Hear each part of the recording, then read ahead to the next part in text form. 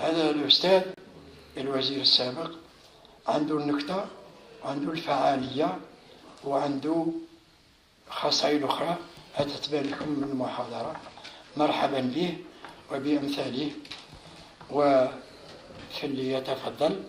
والآن تلعب دورك سي محمد شنقيطي. أيها الحضور الكرام، السلام عليكم ورحمة الله وبركاته. مرحبا بكم في المجلس الإسلامي الأعلى. كما تقدم السيد رئيس المجلس الإسلامي الأعلى، يستضيف المجلس اليوم السيد سيد علي بكرامي، وهو أستاذ في الاقتصاد والمالية الدولية. وسيد علي بكرامي اقتصادي وخبير معروف على الصعيد الوطني والدولي طبعا، وهذا لا يخفى عليكم. ونذكر فقط من مهامه أنه ترأس من 1980 إلى 1983 لجنة إعادة هيكلة سوناتراك وسونيلغاز. ومن بين المهام الأخرى التي كلف بها على الصعيد الدولي، عين ممثل شخصي لرئيس الجمهورية في لجنة الإصلاح النقدي والمالي المنبثقة عن الجمعية العامة للأمم المتحدة، وذلك من 2008 إلى غاية 2010. وللتذكير أن أشغال هذه اللجنة التي توجت بتقرير هام متضمن مقترحات حول إصلاح حقيقي لنظام النقدي والمالي الدولي، جرت هذه الأشغال برئاسة عالم الاقتصاد الشهير الأستاذ جوزيف ستيغليتس، الحائز على جائزة نوبل للاقتصاد وصاحب الكتاب الشهير الذي كانت له ضجة كبيرة ورواج كبير، وهو انتصار الجشع بالفرنسوية لو تريومف دو لا كوبيتيتي. لسيد علي بكرامي عدة مؤلفات في الاقتصاد، آخرها القضايا الطاقوية والسياسة الاقتصادية، النموذج الجزائري كمثال، وهذا هو موضوع محاضرته اليوم. سيد علي بكرامي، مرحبا بك في المجلس الإسلامي الأعلى، وتفضل مشكور. شكرا. الحمد لله الذي هدانا لهذا وما كنا لنهتدي لولا هدانا الله. نحمده على هذه السنة الحميدة. وكبديد بدء لا يفوتني أن أقدم الامتنان والعرفان لسيد رئيس المجلس الأعلى الإسلامي الأستاذ الشيخ معمران على هذه الالتفاتة الطيبة بجمع الوجوه النيرة لنستفيد من الخبرات المؤهلات والمواهب حول قضية هامة من قضايا الساعة. ونحن نحتفل في هذا الشهر بذكرى 50 بخمسينية تأسيس المؤسسة الرائدة سوناتراك التي تؤسست في سنة 63 31 ديسمبر. ولعل مبررات مقر هذا اللقاء كالتالي: أولا، المجلس المؤقر أعطى أهمية بالغة للعفة والتعفف، ونظم عدة لقاءات وملتقيات حول الموضوع اتجاه القطاع الاقتصادي، ورسم تجربة معتبرة ومعترف بها. هذا هو السبب الأول. السبب الثاني، لعل القضية التقوية تحتاج إلى طمأنينة وراحة البال، والمقر لعل هو موضوع ملائم لهذا الغرض. والنقطة الثالثة هو الرجوع لكتاب الله عز وجل بعد أعوذ بالله من الشيطان الرجيم فيما يخص الأزمة. ثم يأتي بعد ذلك 7 شدد يأكلن ما قدمتم لهن إلا قليلا مما تحصنون. ثم يأتي من بعد ذلك عام فيه يغاث الناس وفيه يعصرون. صدق الله مولانا العظيم. وهذه الآية الكريمة من سورة سيدنا يوسف تدفعنا للتحفظ وكذلك للتواضع فيما يخص خاصة التنبؤ وفيما يخص التخطيط. ولهذا أقترح على مسامعكم الكرام الإشكالية مبنية أساساً على طبيعة العلاقة الموجودة بين محدودية السياسات الاقتصادية التقليدية في العالم وبروز المعطية التقوية في الجزائر.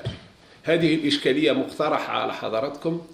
وبالإضافة فيما يخص القسم الأول لعل 3 نقط: أزمة الفكر الاقتصادي.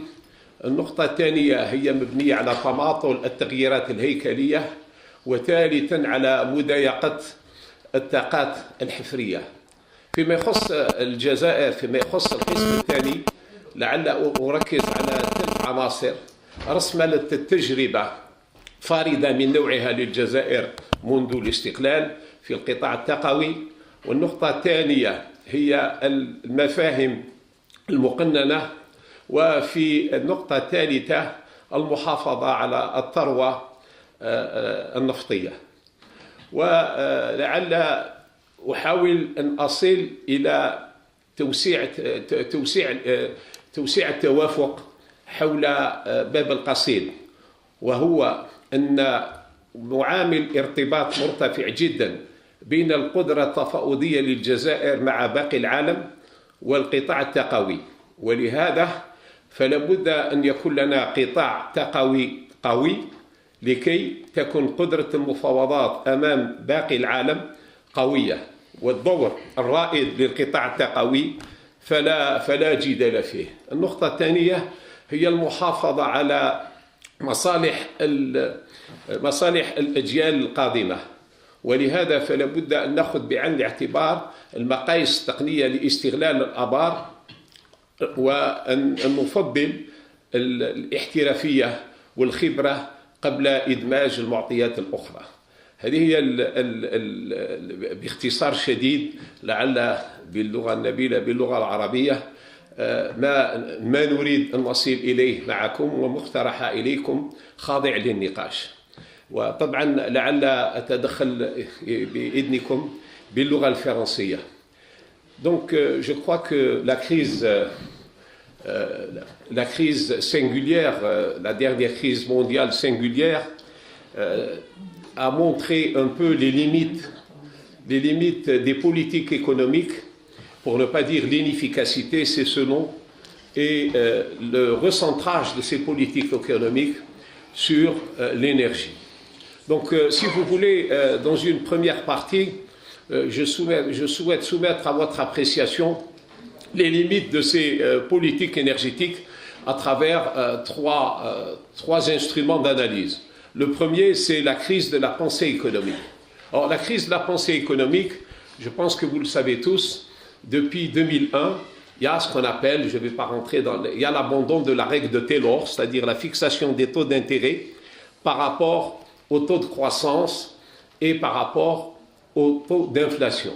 Donc cet abandon de la règle de Taylor est également suivi par ce qu'on appelle le crowding out ou l'effet d'éviction, puisque nous avons des thèses aujourd'hui, effet d'éviction, effet d'entraînement, notamment les thèses défendues par Kenneth Rogoff et Renard, qui consistent à dire que jusqu'à 90% de la dette publique, ça a un effet positif sur la croissance. Et au-delà de 90%, l'effet est négatif. Évidemment, la science économique est une science sociale, ce n'est pas une science exacte. Et les remarques qui sont faites, c'est qu'on ne sait pas. On ne sait pas si c'est la baisse de la croissance qui engendre l'augmentation de la dette ou inversement, c'est l'augmentation de la dette. Ça, c'est pour les étudiants parce que souvent, on croit que lorsqu'il y a une corrélation, ça suffit, mais on ne connaît pas le sens de la relation. La relation causale est un jugement de valeur. Donc, crowding out, crowding in, il y a un grand débat là-dessus. Il n'y a plus la classification classique que nous avions dans le passé. Troisième élément, c'est la fin du policy mix. Moi, je pense que même s'il n'y a pas des économistes tout le monde n'est pas économiste. Vous savez que généralement, lorsque vous avez une politique monétaire laxiste, vous devez avoir une politique budgétaire rigoureuse. Et l'inverse, lorsqu'il y a une politique budgétaire laxiste, c'est-à-dire un déficit, vous devez avoir des taux d'intérêt très élevés, c'est-à-dire politique monétaire rigoureuse, qu'on appelle mix, qu'appelle Christian de Boissieu le policy mix. En réalité, aujourd'hui, on a des déficits du budget de l'État qui dépassent 7, 8, 9%, et on a des taux d'intérêt, vous le savez, qui sont en taux d'intérêt nominaux zéro et qui sont parfois négatifs. Ils sont même négatifs. Donc, il y a, je n'irai pas plus loin, mais je dirais simplement que même les gens qui ont beaucoup d'assurance, comme Alain Greenspan, qui était président de la Fédérale Réserve américaine en 2004, vous savez, les protestants sont des gens qui sont marqués par l'humilité. Il avait réuni les gouverneurs des banques centrales à Washington à l'occasion de la réunion du FMI, et il avait fait un exposé brillant avec beaucoup de graphiques, et à la fin il a dit, avec beaucoup d'humilité, si vous m'avez compris, c'est que je me suis mal exprimé. Vous voyez, l'humilité, c'est-à-dire il voulait dire tout simplement qu'il avait exposé quelque chose que lui-même n'avait pas compris. Et ça relève bien sûr cette humilité. Vous savez, les protestants sont très sûrs d'eux. À cela, ajouter son prédécesseur, quelqu'un qui est devenu très célèbre, qui s'appelle Volcker, qui est président de la Fédérale Réserve et qui n'a pas fait réélire l'ancien président américain Jimmy Carter, puisqu'il a été nommé par Wall Street et la signature a été à White House. On dit Wall Street a nommé, White House a signé. Donc à ce niveau-là, donc quelqu'un comme Paul Volcker avait dit, d'ailleurs Paul Volcker préside actuellement la commission de supervision bancaire aux États-Unis, qui est déterminante pour l'avenir de la banque dans le monde, avec la mise en œuvre du Dodd-Frank Act, qui va révolutionner un peu, encore une fois, là. Alors il avait dit, la finance est aujourd'hui un bateau ivre sur une mer agitée. Donc les gens qui avaient beaucoup d'assurance, aujourd'hui, perdent de leur assurance et considèrent que la théorie économique, que les convictions qu'ils avaient, elles commencent à disparaître. Autre élément, celle qui vient, le prix Nobel d'économie. C'est la première année, en 2013, je pense que vous connaissez les noms des prix Nobel, au moins 2 sur 3. Il y a Eugène Fama et en même temps, il y a Robert Schiller. Alors, Eugène Fama, c'est intéressant au niveau de la doctrine, est un partisan de la théorie, la rationalité des marchés, efficience des marchés. Naja'at al-Aswaq, ce qu'on appelle l'efficience des marchés, l'efficience des marchés, l'efficience des marchés, c'est la même école que Black-Scholes, etc., que les gens qui ont eu le prix Nobel en 90 et 97, et qui estiment qu'il faut laisser le marché faire, efficience des marchés. Donc la doctrine qui est reflétée par Fama, c'est marché efficient. Et en même temps, il y a quelqu'un qui a un prix Nobel avec lui, c'est extrêmement intéressant, qui s'appelle Robert Schiller. Robert Schiller, lui, c'est un professeur de Yale qui a fait un dernier bouquin d'ailleurs qui s'appelle Irrational Exuberance, l'exubérance irrationnelle. Cette expression est maintenant consacrée par Greenspan, parce qu'après l'avoir vu à l'époque, il est contre l'efficience. Il dit que les marchés ne sont pas efficients à court terme. Donc d'un côté, vous proposez quelqu'un, vous mettez quelqu'un qui défend la doctrine de l'efficience des marchés, et à côté de lui, quelqu'un qui est contre l'efficience des marchés. Ça veut dire que la doctrine dominante, il n'y en a plus. Le madhab al-muhaymin ma kanch. C'est-à-dire que vous êtes un peu en tâtonnement. Et à cela, il faut remonter à 1974 pour s'apercevoir qu'en 1974, il y a eu un prix Nobel d'économie que vous connaissez tous, qui s'appelle Gunnar Myrdal. Gunnar Myrdal était un avocat de la planification, et en même temps que lui, il y avait Hayek, qui est un avocat de l'ultralibéralisme, c'est-à-dire aux antipodes. Alors pourquoi 74? Je vous rappelle, parce que vous savez, la doctrine économique n'est pas neutre. 74, c'est l'année où c'était la fin du keynésianisme, où la crise a commencé dans l'économie après les 30 glorieuses. Donc on commençait, la théorie ne servait plus à grand-chose. Alors au passage, je dois vous dire que que Robert Schiller, son dernier bouquin, il l'a fait avec Akerlof. Akerlof qui est également un prix Nobel d'économie, mais qui est l'époux de Yellen. Yellen, c'est la nouvelle présidente de la Fédérale Réserve aux États-Unis. Alors, c'est ça qui nous intéresse, qui a remplacé Greenspan. et qui était en concurrence avec Larry Summers. Donc, Yellen, pourquoi elle a été nommée? Donc, vous voyez un peu la doctrine qui est un peu par tâtonnement, beaucoup de pragmatisme, et ceci nous intéresse parce que les gens sont un peu perdus, et les gens qui croient savoir en savent très peu. Et donc Yellen, la Federal Open Market aux États-Unis, quand ils se réunissaient, la réunion était secrète pendant 7 semaines pour savoir s'ils avaient augmenté ou pas les taux d'intérêt. Alors, maintenant, les taux d'intérêt pour 2013 sont connus, c'est 0%, 2014 c'est 0%, ils ont annoncé 2015 1% et 2016 2%. Donc ils ont stabilisé, ils ont donné les taux sur 3 ans et ça veut dire un taux d'intérêt pratiquement négatif en 2016. Alors que le taux de sous-emploi ou le taux de chômage serait de 5,5% en 2016. Avec un taux de chômage de 5,5% aux États-Unis en 2016, généralement, le taux d'intérêt dans le passé aurait dû se situer entre 1 et 5%. Or là, il est voisin de 0 pour 2016, pour ne pas dire négatif. Donc voilà, alors les explications, c'est qu'il n'y a pas de demande pour l'investissement. Le taux d'investissement aux États-Unis aujourd'hui est de 12%, et alors qu'il était de 14% par rapport au PIB dans une année comme les années 90. Donc il y a un peu... Les gens sont un peu perdus. Je vous ai énuméré un peu toutes ces données, peut-être en vrac, mais j'ai essayé d'aller sur l'essentiel pour vous dire que la théorie économique se cherche actuellement. Et vous avez vu le retour des keynésiens, mais les keynésiens au sens pragmatique. C'est-à-dire, on rappelle un peu le discours entre Pigou en 1940 et Keynes, qui lui disait, écoute, John Robinson, parce que Pigou n'aimait pas John Robinson, qui était la keynésienne marxiste, et il lui dit, elle est en train de nous former des perroquets.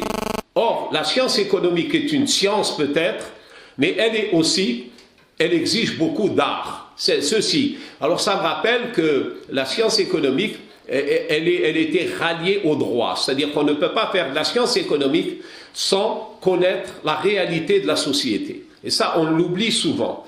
Et donc, ces débats montrent le retour au pragmatisme. Et Robert Schiller a fait un papier que vous avez probablement lu, lui qui est prix Nobel d'économie. Il a posé la question, il disait, est-ce que l'économie est une science? Ceci est extrêmement évocateur un peu et vous avez un autre bouquin qui a révolutionné, c'est de Black Swan, Nassim Nicolas Taleb, c'est le signe noir, qui dit que les prévisions on ne peut plus les faire et que les académiques ont une réputation surfaite. Donc voilà cette crise de la pensée économique qui nous incite à beaucoup de réflexion et à beaucoup de pragmatisme et à beaucoup d'humilité, en tout cas beaucoup de réserve dans ce que nous avançons et d'avoir moins de certitude. Alors, il y a beaucoup de gens qui expliquent la crise mondiale au niveau financier, parce que ce n'est qu'une apparition. La crise financière, c'est lorsque les banquiers ont commencé à avoir des formules toutes faites, des mathématiques toutes faites, et à prendre beaucoup d'assurance. C'est-à-dire Kerviel, par exemple, qui a fait un DESS Banque à Lyon 2, lui, avec Société Générale, tel risque, tel montant, etc., etc. C'est-à-dire, les gens, dès que vous prenez beaucoup d'assurance, beaucoup de certitude, c'est extrêmement dangereux pour l'évaluation. Alors, voilà un peu cette crise de la pensée économique avec absence de doctrine dominante. Deuxième point, donc, si vous voulez, les changements structurels. Alors, il y a des résistances aux changements structurels, je dirais quelques mots. Alors, d'abord, il faut rester serein, parce qu'en 2009, si le taux de croissance de l'Europe a diminué de moins 4,4, le taux de croissance des États-Unis n'a diminué que de 3,1, moins 3,1. Le taux de croissance des économies industrialisées est de 3,5 et dans le monde de 0,6. Donc il y a une inégale répartition de la baisse de croissance dans le monde. À cela, si on compare 2013 à 2008, les États-Unis ont amélioré leur PIB de 4,5, l'Europe des 17. Maintenant, l'Europe des 17, elle, a diminué son PIB sur les 4 ans de moins 3,2. Donc, c'est-à-dire, il y a une répartition très inégalitaire des conséquences de cette crise. Ça, c'est un élément. Le deuxième élément, bon, vous le connaissez, c'est le chômage. Vous avez vu que le taux de chômage, aujourd'hui, en Europe, dans l'Union européenne, il est de 12%. Aux États-Unis, il était de 7,5%. Il vient de diminuer encore, il est à 7%.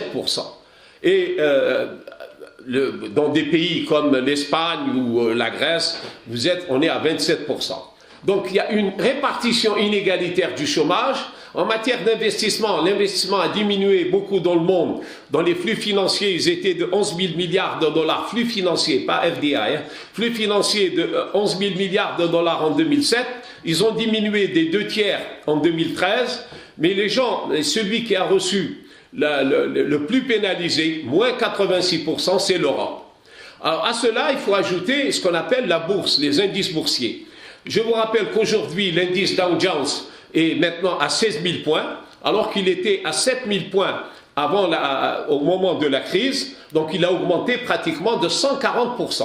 Par contre, l'indice CAC 40, par exemple, que vous connaissez le mieux, il est passé de 2500 points à 4200 points, c'est-à-dire qu'il a augmenté de 70%. C'est-à-dire la part de la capitalisation boursière américaine a fortement augmenté par rapport à la capitalisation boursière des autres pays. Il y a une nouvelle distribution, c'est-à-dire que c'est l'élimination des lame ducks, c'est l'élimination des canards boiteux.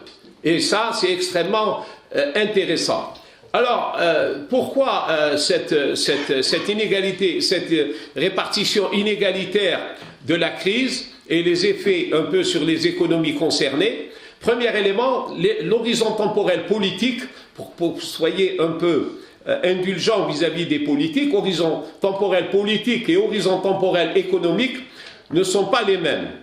C'est-à-dire, la meilleure expression, c'est celle de Jean-Claude Juncker. Jean-Claude Juncker était premier ministre du Luxembourg, président de la Commission des finances en Europe. Il a dit tout le monde sait ce qu'il faut faire au niveau des réformes, mais le problème des politiques, c'est pas de savoir ce qu'il faut faire, mais c'est d'être élu après les réformes. Si vous faites des réformes, vous payez le prix tout de suite. Les gens qui viennent récolter les fruits des réformes viendront après vous. Donc vous n'avez pas intérêt, si vous voulez rester là où vous êtes, à faire des réformes. C'est tout à fait humain. Parce qu'il y a un horizon politique qui est différent de l'horizon économique. Pas uniquement chez nous, parce que nous, on est dans tous les pays du monde. Les gens qui ont fait des réformes, vous avez vu au moins Thatcher, la dame de fer, de Iron Lady. Lorsqu'elle est morte, il y a eu même une chanson qui a été diffusée à Liverpool, The Witch is Dead. La sorcière est morte. Il a fallu que le Premier ministre britannique interdise la chanson. Vous avez vu également le gars qui a rendu un très grand service à l'Allemagne, c'est Schröder. Il n'a jamais été réélu. Vous faites des réformes, vous préférez vos bagages. Il faut savoir. Donc l'horizon économique est une chose. C'est pour ça que l'économiste ne doit pas faire de politique. Dès qu'il commence à faire de la politique, il commence à aller sur un métier qu'il ne sait pas faire. Donc, je ne dirai pas plus. Peut-être j'aurais pu citer José Barroso, mais ce n'est pas les conflits qu'il a eu avec le gouvernement français à propos d'un programme conditionnalité qui a été imposé à la France indirectement à ce niveau-là. Alors ensuite, il y a le problème des inégalités.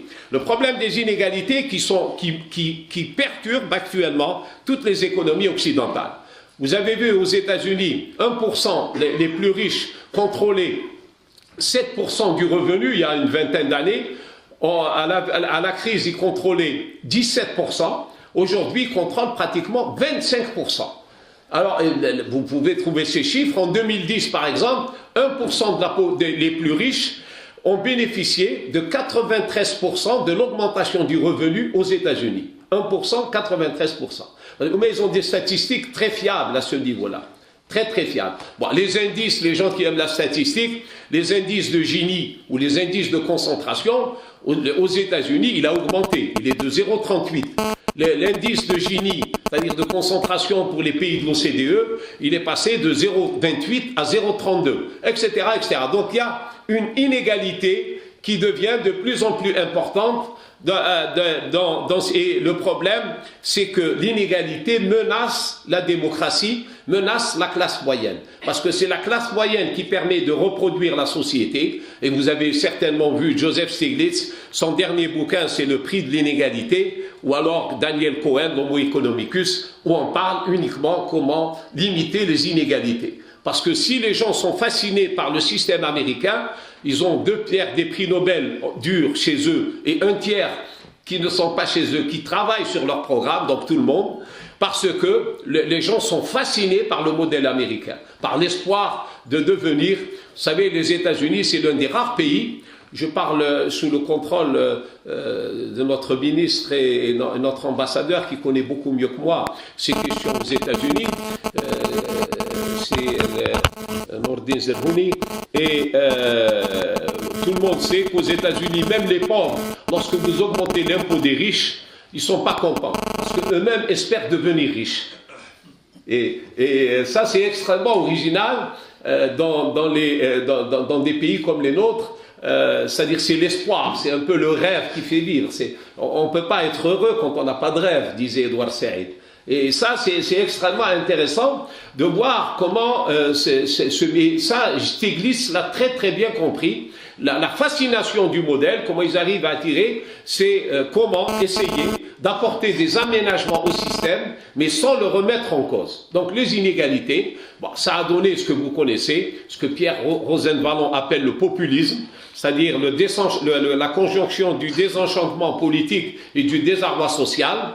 C'est le populisme, c'est ce qu'on voit actuellement en Europe. C'est-à-dire que vous ne pouvez plus faire de réformes, vous faites que des promesses que vous ne pouvez pas tenir. Et vous avez vu la montée des extrêmes droites dans tous les pays européens.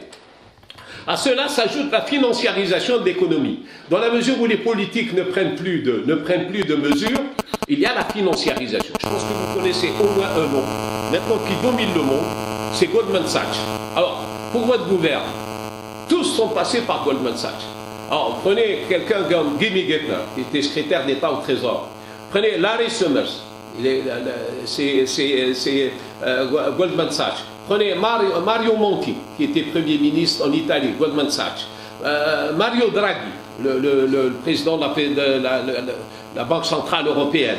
Alors, la meilleure, Papadrios, celui qui a été Premier ministre en Grèce. Tout ça, c'est Goldman Sachs. Goldman Sachs, c'est devenu le mythe, c'est eux. Le mythe, c'est eux. Tout passe, la culture Goldman Sachs. Et vous avez vu la sensibilité. Goldman Sachs devient de plus en plus important. Et il a même organisé des réunions informelles en 2007-2008 où se sont rencontrés le gouverneur de la Banque centrale, Zhou Yaochuan de Chine, avec des gens qui n'avaient aucune affinité, mais qui avaient des intérêts communs sous l'autorité du président de la Federal Reserve de New York, qui à l'époque était Jimmy Geithner, qui parlait bien sûr chinois. Jimmy Geithner parle très bien chinois. Et donc, cette population, le dernier, c'est Carney. Carney, c'est le gouverneur de la Banque centrale d'Angleterre, qui vient d'être nommé. Carney, lui, est un ancien de Goldman Sachs. C'est un Canadien. C'est la première fois que Sa Majesté nomme un Canadien, c'est-à-dire un nom britannique, gouverneur de la Banque centrale en Grande-Bretagne. C'est un Canadien. Il semblerait qu'il soit très brillant, d'après ce que quelqu'un me disait tout à l'heure. Mais en tout cas, ce qu'il faut retenir, c'est qu'il est Goldman Sachs. Alors, pour retenir un mot de Goldman Sachs, le président de Goldman Sachs, lorsqu'il y a eu la crise, Blankfein, il a eu une phrase. Il a dit « J'ai fait le travail de Dieu ». Pour la crise. C'est pour dire que... Alors, avec maintenant ce qu'on appelle la Dodd-Frank Act, qui est vraiment un système de supervision bancaire d'une complexité rare, qui veut mettre tous les OTC normalisés. Seuls les gens qui peuvent s'en sortir dans ce système, c'est Goldman Sachs, et à un degré moindre, les spécialistes le disent, c'est JP Morgan. À un degré moindre, JP Morgan. Mais Goldman Sachs va renforcer un peu sa manière de... la mise en œuvre, évidemment, de ces dispositions, bien sûr, c'est pour les États-Unis, vous vous doutez bien que ça va être généralisé à l'Europe. L'Europe est tenue de suivre avec un petit délai. C'est pas ça qui va gêner. Donc cette financiarisation de l'économie a également contribué à la banalisation donc, du politique et bien sûr à des réformes structurelles très lourdes, très lentes dans leur mise en œuvre, dans la mesure où le politique n'est plus là, il est remplacé par, vous l'avez vu, je pense qu'on l'a vécu ces derniers temps. Bon, le troisième élément, c'est la contrainte énergétique. Alors, la contrainte énergétique, c'est le point le plus important. Vous savez, la contrainte énergétique, c'est à travers 3 points. La première, le problème de l'énergie. Il faut qu'on se mette. C'est un problème de souveraineté nationale. Siyada wataniya. C'est un problème de souveraineté nationale. Alors, la meilleure preuve que c'est la souveraineté nationale, c'est que, bon, je ne vais pas, l'élasticité de la demande du pétrole est très très faible. C'est-à-dire, il y a un pouvoir de monopole très élevé. Vous n'avez pas d'alternative. Si vous aimez l'économie, on remonte à Aristote, c'est-à-dire que la richesse, quels que soient les prix que vous avez, est supérieure au prix d'échange. C'est-à-dire que la richesse est supérieure au prix d'échange dans la mesure où il s'agit d'une ressource non renouvelable. Donc l'énergie, c'est la souveraineté, c'est un problème. Deuxième élément, l'énergie, c'est une vision à long terme, ce n'est pas une vision conjoncturelle. On dit qu'il y a une vision à long terme, là, vous avez besoin d'un horizon temporel extrêmement long. Et vous ne prenez pas des décisions en fonction du prix. Bon, je vais quand même vous citer 1 ou 2 exemples et soumettre à votre appréciation. Alors, il y a un nom, nous qui nous intéresse, c'est par exemple Pierre Guillaumat. Pierre Guillaumat, lui, c'est un monsieur qui a toujours suivi les questions d'énergie en France de manière brillante. Évidemment, il a fait les grandes écoles françaises, mais en 1943, il était déjà dans le bureau de renseignement du général de Gaulle à Londres, et il est devenu commissaire à l'énergie atomique, il est devenu ensuite chargé du nucléaire, il est devenu ministre des armées, il a été... il a créé ELF en 1967. ELF a été créé dans le but pour l'Afrique et surtout pour l'Algérie. Pour l'Algérie, ça n'a pas marché. Mais pour l'Afrique, il a été le patron d'EDF. Donc, vous prenez sa carrière, pendant 35 ans, c'est l'énergie. Et à côté de lui, il y a Pierre Messmer. Alors, évidemment, De Gaulle avait une vision. Dès 1958 en matière. Le problème, dans l'énergie, il faut avoir la vision. Et la vision était là. Il a fallu attendre 1973, lorsqu'il y a eu l'augmentation en octobre 1973 des prix du pétrole. Pierre Guillaumat, Pierre Messmer assuraient l'intérim fin 1973. Il était Premier ministre, Pompidou était mourant. Ils ont adopté le programme nucléaire français. Au moment où il n'y avait pas d'État, pratiquement. Il n'y avait pas d'État et Giscard d'Estaing l'a accéléré. L'a accéléré, c'est-à-dire qu'ils sont passés de 7 gigas pour 80 à 50 gigas. Mais ce n'est pas lui qui décide, c'est l'appareil. Et vous avez vu les fonctions qui sont menées. Au moment où ils n'avaient pas de président, ils ont adopté le programme nucléaire en douce. En douce, pour qu'il n'y ait pas, personne n'a rouspété. C'est-à-dire que même lorsqu'ils ont une crise internationale, cette crise-là, ils l'utilisent pour régler leurs problèmes. C'est ça, avoir de la vision. Avoir de la vision, c'est savoir où on va et attendre l'opportunité dans le tiroir pour tirer le dossier. Mais pas le tirer au mauvais moment. Si vous le tirez au mauvais moment, ça veut dire que vous êtes un mauvais stratège. Vous êtes en train. Donc, mais si vous n'avez pas de vision, vous ne pouvez pas parler de stratégie. Donc, s'il y a un domaine où il y a de la vision, c'est bien l'énergie. Bon, je ne vais pas m'étendre sur ça. Il y a beaucoup d'écrits sur ça. Mais en tout cas, je vous invite à vous y intéresser parce que c'est déterminant. Et tout ce qui est fait là, ça relève de la souveraineté nationale. Bah, il y a un autre cas, je l'ai vécu moi. Ça, c'est du vécu, c'est pas du... J'étais dans la commission 80-82 à l'OPEP. Les Koweïtiens, ils ont voulu racheter une compagnie énergétique à Santa Fe, en Californie. Les Américains leur ont refusé. Bien que les Américains, l'énergie, ça ne figure pas comme un secteur prioritaire, comme la marine marchande, l'aviation ou la recherche spatiale. Mais ils leur ont refusé tout simplement parce qu'ils ont dit, de toute manière, on refuse. Alors qu'il y avait la résolution 1803 des Nations Unies qui garantissait le droit sur les ressources naturelles pour les pays producteurs. Et ils permettaient la même chose à Pemex, parce qu'ils avaient, aux Mexicains. Ils leur ont permis, parce qu'il y avait une vision. Troisième élément, bon, vous le connaissez, les gens, l'Algérie, vous connaissez tous les noms des républicains en matière d'énergie. Vous connaissez au moins, il y a les gens du forage, je ne sais pas s'il y a les gens d'Alfort, s'il y a quelqu'un d'Alfort. Lorsqu'on a créé Alfort en 1966 avec la SEDCO, c'est Clemens qui était président d'Alfort et patron de la SEDCO. Il était également gouverneur du Texas et devenu sous-secrétaire d'État à la Défense nationale. Prenez tous les noms, hein, de gars, ils ont flirté avec la défense nationale ou l'énergie. Vous pouvez pas. D'ailleurs, il y a des gens, de manière ironique, qui disent si vous dites comité d'énergie et de sécurité, c'est un pléonasme. Parce que l'énergie, c'est la sécurité. Donc, ça, c'est l'élément au niveau de la souveraineté nationale. C'est-à-dire bien saisir que l'énergie, c'est la souveraineté nationale. Et ça, les Américains le comprennent parfaitement. Bon, le deuxième élément, c'est la fiabilité des informations. Bon, toutes les informations qu'on reçoit sur les réserves pétrolières, 90% c'est du faux, c'est normal. C'est normal. Premièrement, la première raison, c'est qu'un puits de pétrole, comme les spécialistes du pétrole, vous le connaissez réellement que lorsqu'il est épuisé.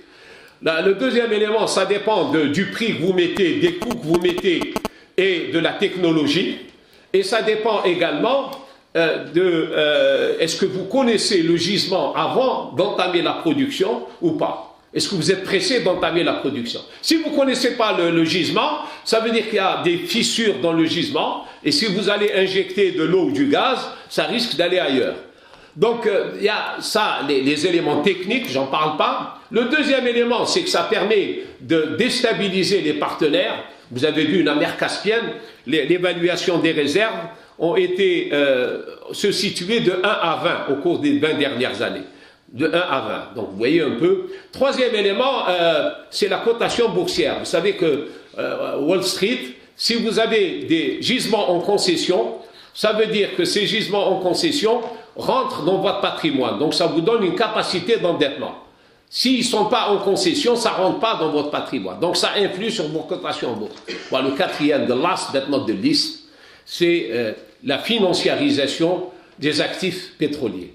C'est-à-dire que maintenant, il y a beaucoup de produits dérivés, pétrole, et surtout Goldman Sachs. Goldman Sachs a obtenu une dérogation pour intervenir sur les dérivés pétroliers de la part de l'Union européenne cette dernière année. Donc ça montre un peu que toutes les informations qui sont là, ça relève de la souveraineté nationale. D'ailleurs, le secret défense, c'est dans le domaine de l'énergie. Il ne faut pas avoir... c'est pas parce que nous, on discute tout au café du commerce. Ça, c'est pas des discussions du café du commerce.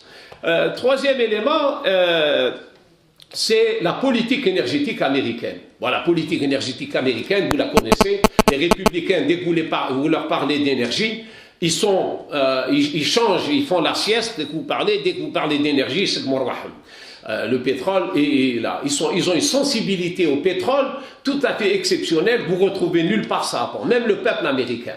C'est extrêmement intéressant de noter que la politique énergétique américaine, mais elle a été, ça nous fait prendre un raccourci. Il y a quelqu'un qui s'appelle Richard Nixon, qui lui est très sensible aux questions énergétiques. Il a fait un bouquin qui s'appelle La vraie guerre. Pour lui, la guerre, c'est l'énergie. Et il dit le pétrole est le son du système économique.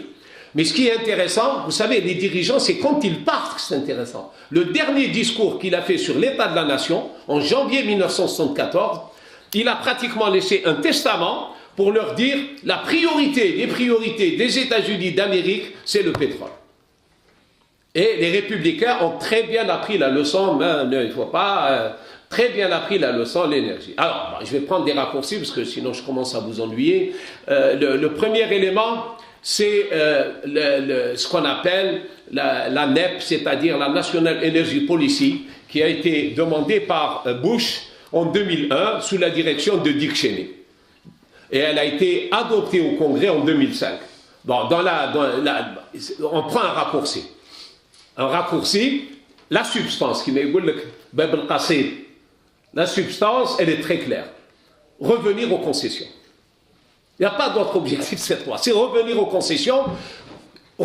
concessions, privatiser les sociétés nationales de production. Parce qu'avant 70, les 6 majors du pétrole contrôlaient pratiquement 90% des réserves mondiales. On verra, grâce à un mouvement, ils ne contrôlent plus maintenant que 5%. Et les sociétés nationales contrôlent plus de 80%.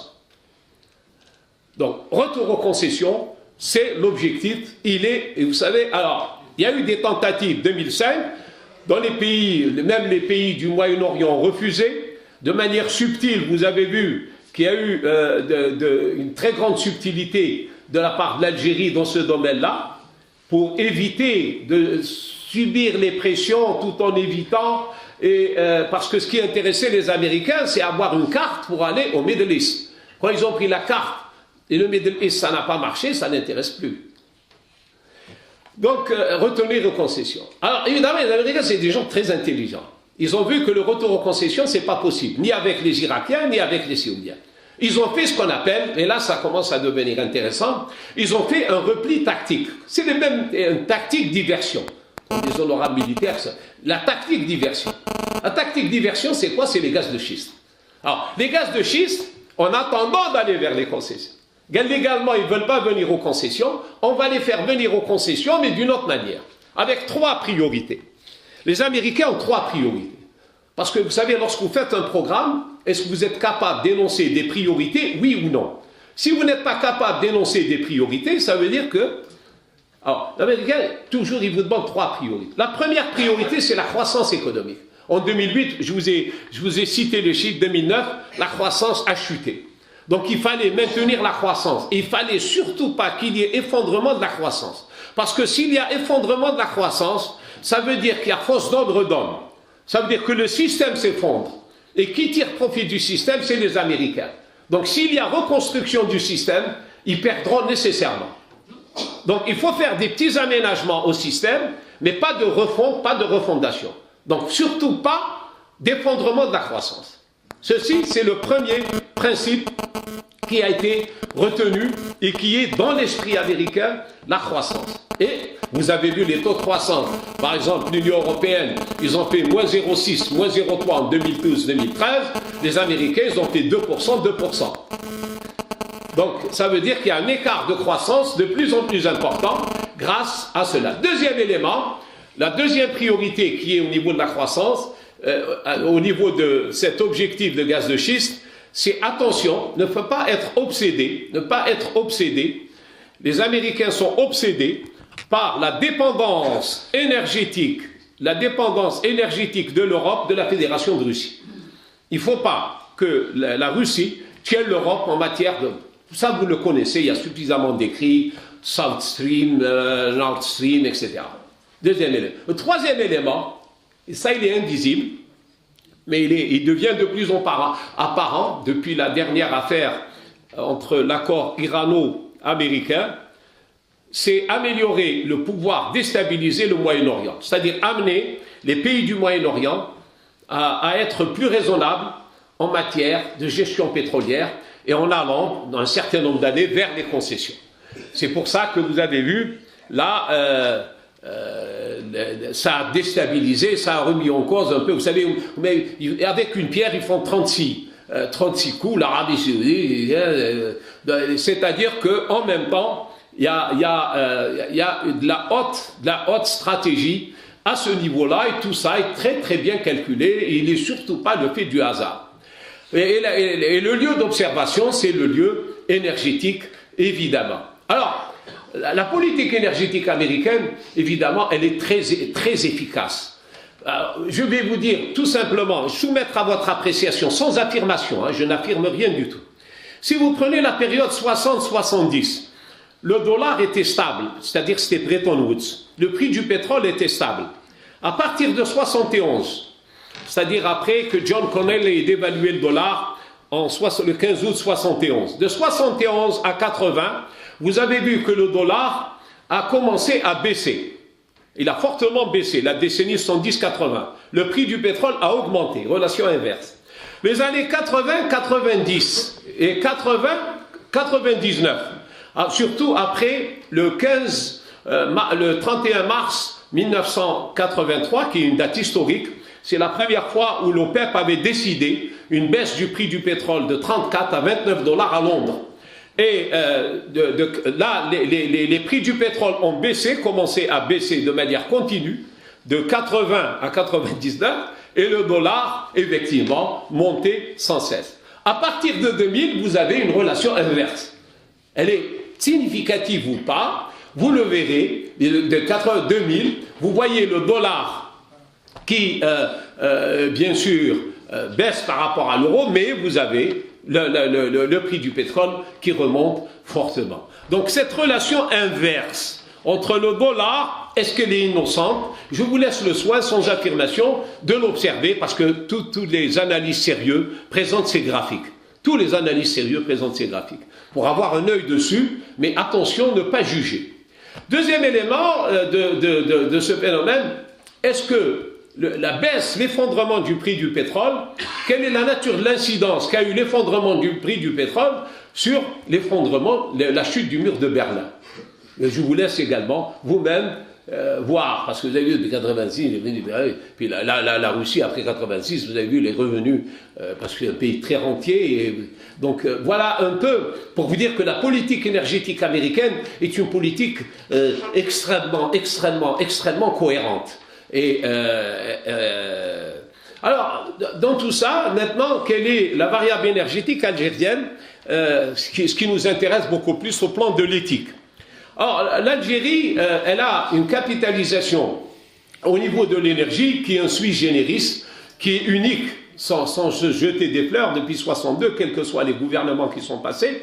Elle a une capacité exceptionnelle, reconnue par tous, un sui generis à ce niveau-là. Deuxièmement, on reviendra sur les concepts, quelques concepts utilisés, des concepts actualisés, mais en réalité des concepts à revoir, et le retour au réservoir engineering.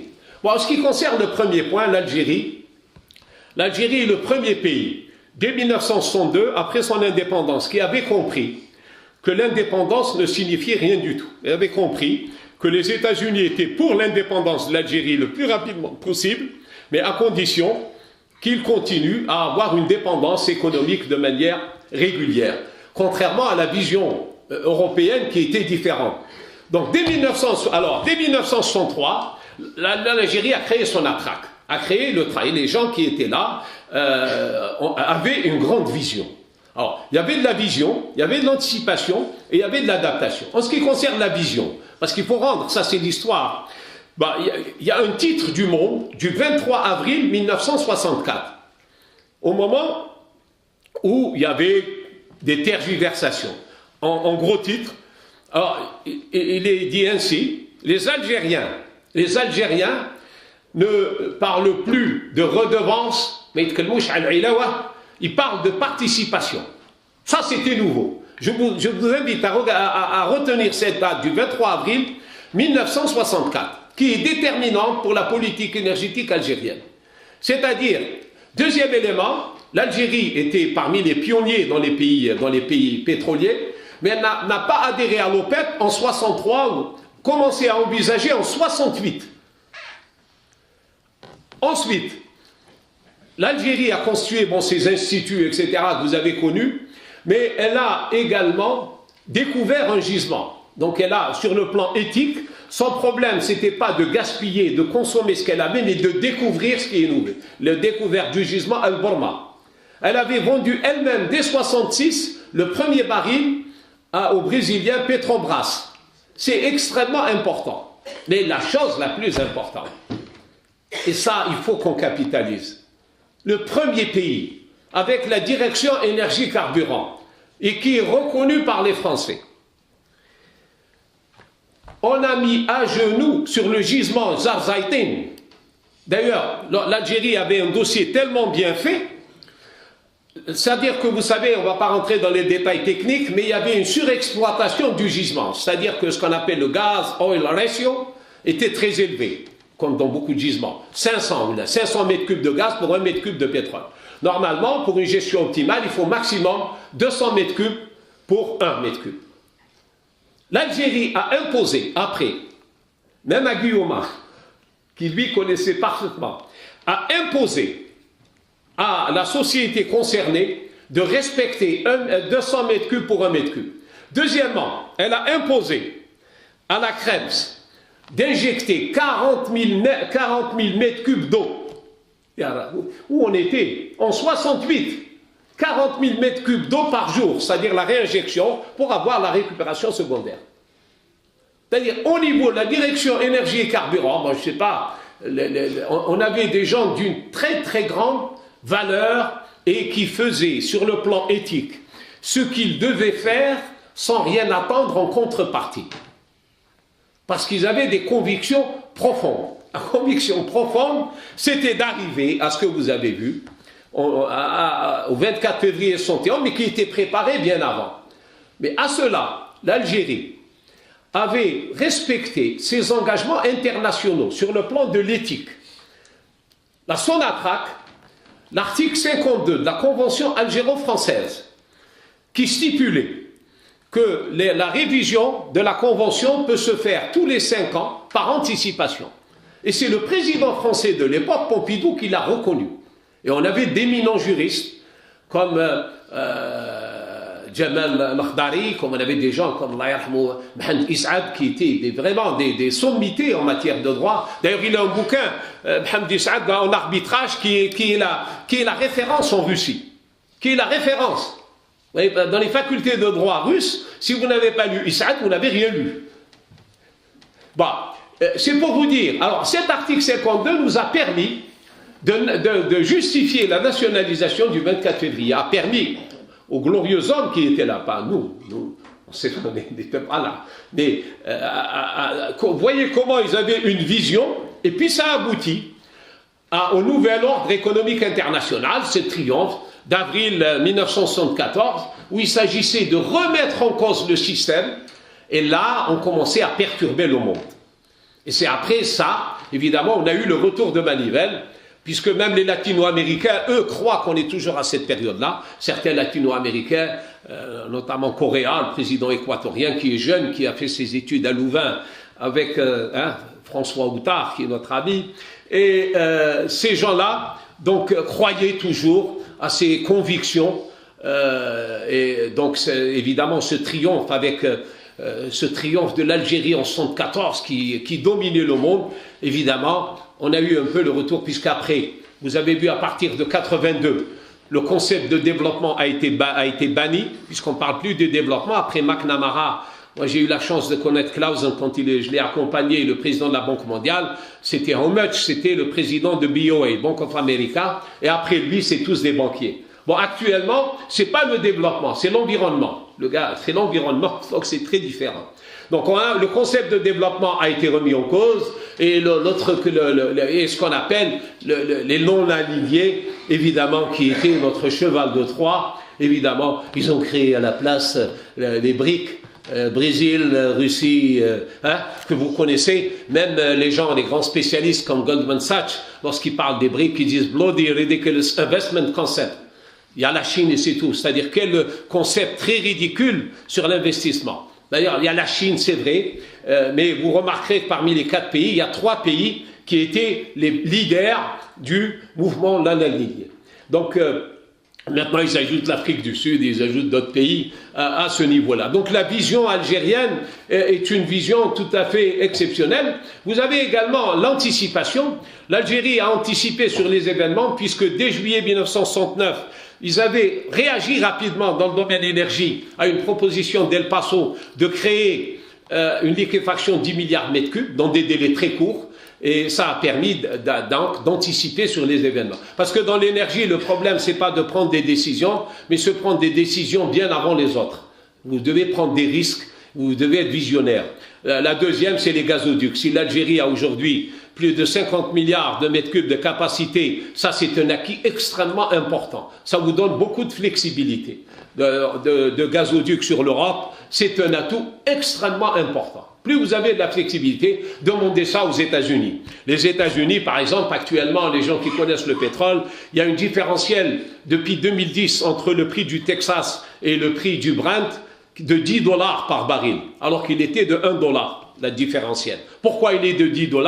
Parce que les Américains inondent le marché de Texas, mais ils n'ont pas de capacité de stockage et ils n'ont pas de paille pour évacuer. Évidemment, ils sont en train de construire, donc ça ne va pas durer très, très longtemps, mais c'est pour vous dire que la flexibilité dans ce domaine est extrêmement importante. Les gazoducs et... Alors, il y a également l'adaptation.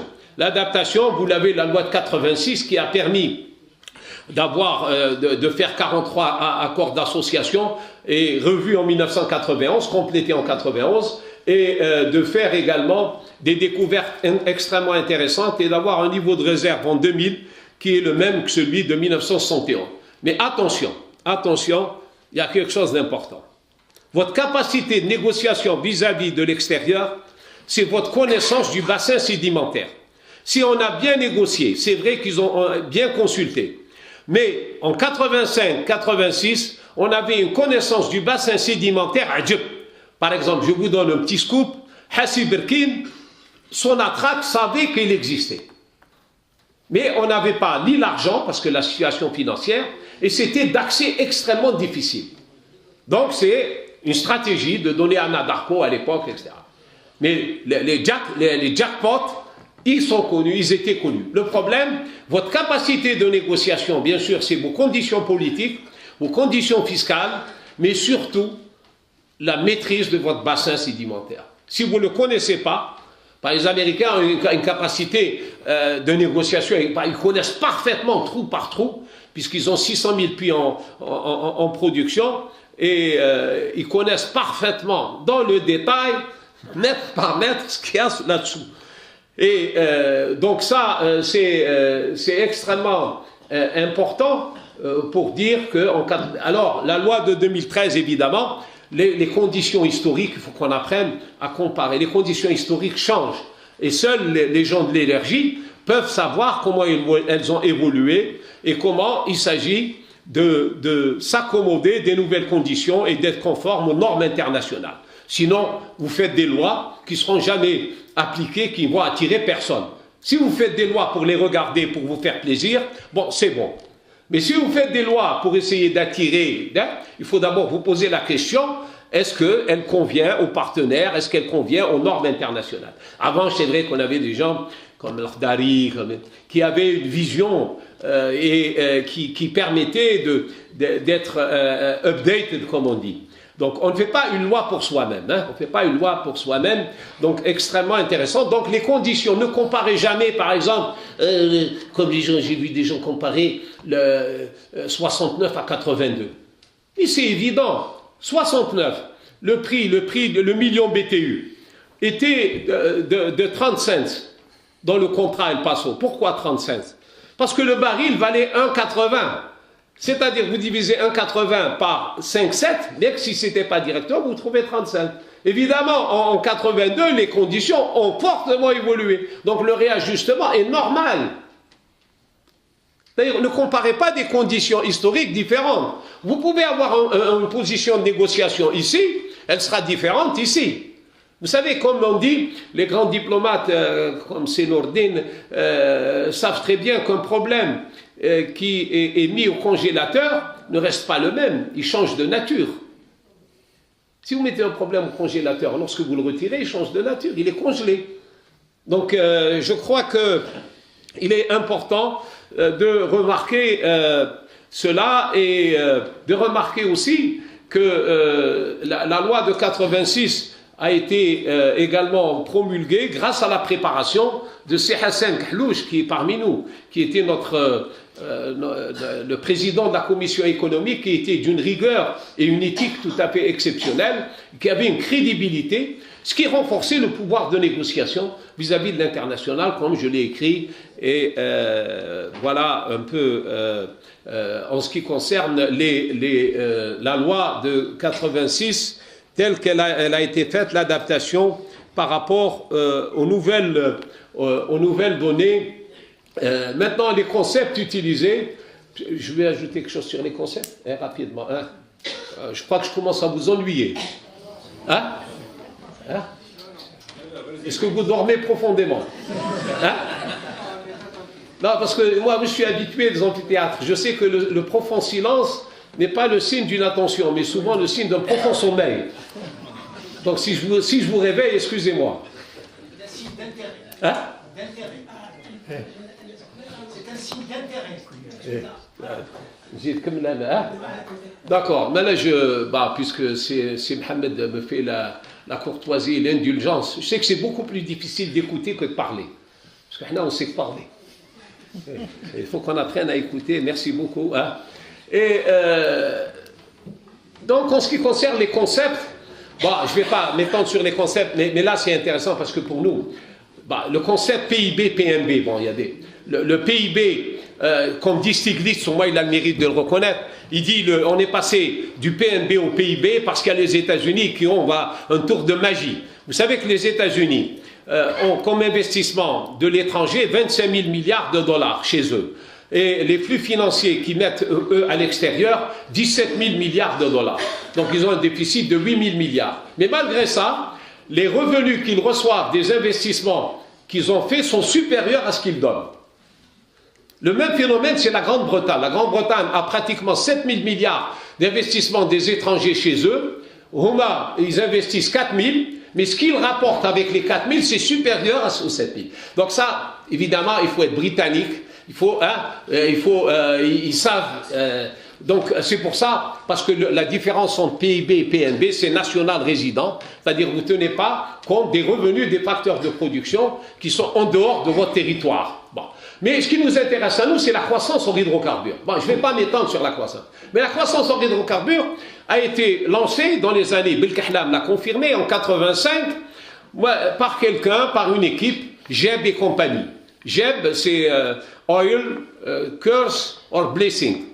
Et qui faisait un bouquin au moment où les prix, c'était un patron à la Banque mondiale, il venait avec Diane McNaughton qu'on recevait régulièrement à l'école de commerce, et ils avaient inventé cette histoire de croissance en hydrocarbures, pour nous dire pas pour nous, les pays arabes, que même si les prix du pétrole baissent, on a quand même de la croissance ailleurs. D'ailleurs, ils ont dit, ça a été fait en 85-86, vous vérifiez. Et puis, depuis ce temps-là, on calcule de manière systématique croissance en hydrocarbures. Mais cette croissance en hydrocarbures, en réalité, si elle existait vraiment, lorsqu'il y a eu l'effondrement des prix du pétrole, pourquoi on n'a pas eu l'effondrement on aurait pu éviter l'effondrement de l'économie. Or, vous savez très bien que dès que les prix du pétrole ont baissé, on était à genoux. On était à genoux, il ne faut pas l'oublier. Moi, je disais à Stéphane, il a écrit dans son Never That Again, on ne veut jamais avoir ça. Donc, ne faisons pas d'économie, mais gardons notre bon sens. Deuxièmement, la fiscalité ordinaire, elle dépend intégralement de la fiscalité pétrolière. Intégralement. Parce qu'il y a les salaires, c'est versé par le pétrole, il y a les importations, c'est financé. Le dépense, etc. Mais ce qui est intéressant à noter là, c'est que vous avez des transferts sociaux. Et ça, les rapports, il y a certains rapports monétaires qui sont très bien rédigés par les autorités monétaires algériennes. La nature de la relation entre transferts sociaux et diversification de l'économie. Comment concilier les deux? Les transferts sociaux en Algérie atteignent 3200 milliards de dinars en 2012. Et si on ajoute la subvention hydrocarbures qui est maintenant de près de 30 milliards de dollars, et on va passer de 50 millions de tonnes équivalent à 80 qui va arriver à 50, c'est-à-dire qu'on va réviser la part du PIB, puisqu'on va augmenter le dénominateur du PIB qui est dû aux hydrocarbures, on ne sera plus à 40 ou 45, mais en réalité, comme on est à 55 ou 60, et la part également des transferts sociaux est beaucoup plus importante, et également, vous avez un financement budgétaire plus important. Alors, si vous avez un financement budgétaire très important, ça c'est un sujet de thèse également, est-ce qu'on peut faire un financement à fonds perdu, financement budgétaire, et procéder à une allocation rationnelle des ressources? Ça existe également, c'est très bien rédigé dans les diagnostics par les autorités monétaires. C'est pratiquement. De la même manière, est-ce qu'on peut avoir un excédent structurel de liquidité de l'économie et appliquer une politique monétaire, c'est-à-dire taux d'intérêt? Vous savez très bien que c'est très difficile. C'est pour ça que l'ancrage taux d'intérêt est lâché, et vous avez un autre ancrage, c'est très logique, c'est l'ancrage taux de change. Vous n'avez pas d'autre ancrage. Donc, à ce niveau-là, c'est-à-dire au moins pour savoir que l'économie dépend plus qu'on le croit des hydrocarbures. Alors, mais même, je vous mets à l'aise, même les autorités économiques comprennent parfaitement cela. Même cette croissance en hydrocarbures, elle est calculée parce que par habitude, je dirais. Parce que si j'y croyais, on n'aurait pas les réserves de change qu'on a et on n'aurait pas liquidé toute la dette qui a été faite depuis 2000. C'est-à-dire qu'en réalité, c'est normal, un phénomène, il y a une prise de conscience réelle que l'économie est très, très, très, très dépendante des hydrocarbures, plus que l'Arabie Saoudite. Je vais vous choquer. Alors, comment arriver au réservoir engineering? Je cite là également pour mémoire la circulaire 975 de Si Mohamed Siddiq bin Yahya rahimahullah, qui a fait une circulaire merveilleuse en 1979, le 3 février, qui avait parlé, parce qu'on ne capitalise pas en expérience, il avait distingué les coûts microéconomiques, macroéconomiques. Il avait dit, en gros, dans cette circulaire d'une dizaine de pages, je ne sais pas si les gens l'ont lu, moi je l'ai étudié, je l'ai relu à l'époque aussi, mais cette circulaire, il disait en gros que si son attraque ne revient pas au réservoir engineering, elle s'occupe d'autre chose, elle va perdre de sa substance. Et ceux qui mobilisent la rente ne doivent pas l'utiliser ou la répartir. Voilà la circulaire. Bon, il est passé ministre des AE un mois après, donc il n'y a pas eu d'exécution. Le deuxième élément, c'est la maintenance. Le problème de la maintenance dans l'économie nationale, est un problème lancinant. Il suffit de voir tous les investissements qui ont été faits pour voir dans quel état ils sont. Donc la maintenance, réintroduire la maintenance, bien gérer ce que nous avons, et conformément avant de faire l'extension. Parce que, et les hydrocarbures, ça, dans le domaine maintenance, il faut absolument rendre hommage avant aux hydrocarbures parce qu'ils prenaient soin. Ils prenaient soin très bien de tout ce qu'ils ont. D'ailleurs, l'hygiène et la sécurité, c'est dans les hydrocarbures. Donc, voilà, puisque je dois m'arrêter là, ce qu'on doit retenir, parce que ce que je voulais soumettre à votre appréciation, c'est le pouvoir de négociation de l'Algérie vis-à-vis de l'extérieur est directement tributaire des hydrocarbures. L'Algérie, son pouvoir de négociation, c'est les hydrocarbures, quels qu'ils soient. Il ne faut jamais dire « je ne vais pas utiliser cela » ou « je ne vais pas faire cela ». Notre pouvoir de négociation, c'est celui-là. Donc si on diminue, si on affaiblit ce secteur, toute l'économie est affaiblie et même les générations futures sont affaiblies. Deuxième élément, c'est que la meilleure manière de protéger les générations futures, c'est la conservation des gisements. C'est-à-dire exploiter les gisements, d'abord suivant les spécialistes du réservoir engineering, avant d'introduire les critères financiers ou autres critères. C'est-à-dire respecter la vie du gisement, redonner le technique, le professionnalisme et l'expertise à l'exploitation du réservoir engineering. Le réservoir engineering, c'est le cœur des métiers avant toute autre activité. Donc ces deux idées que je voulais soumettre à votre appréciation, parce qu'il en va bien sûr de l'avenir et du pouvoir de négociation de notre pays vis-à-vis de l'extérieur.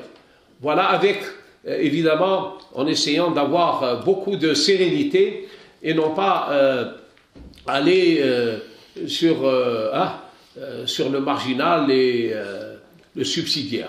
Voilà, c'est Idriss.